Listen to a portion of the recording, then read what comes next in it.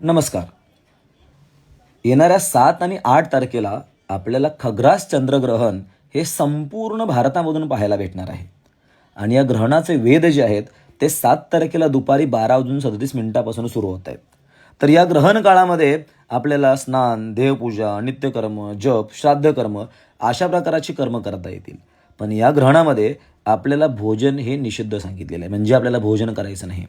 त्याचबरोबर बाल, वृद्ध, आजारी, अशक्त व्यक्ती व गर्भवती स्त्रियांनी 7 तारखेला सायंकाळी 5:15 ते मध्यरात्री 8 तारखेला 1:27 हे ग्रहणाचे वेध पाळायचे आहेत.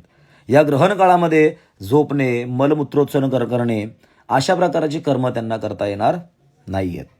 साधारणतः 3.5 तासापर्यंतचा हा काळ आहे, हा आपल्याला पाळायचा आहे.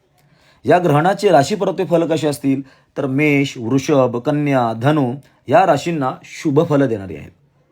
मिथुन, सिंह, तुळा, मकर या राशींना मिश्र फळ देणारे आहेत.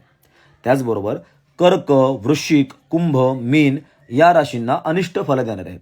त्यामुळे ज्या राशींना अनिष्ट फल मिळणार आहे अशा राशींनी हे ग्रहण पाहायचे नाहीये. धन्यवाद.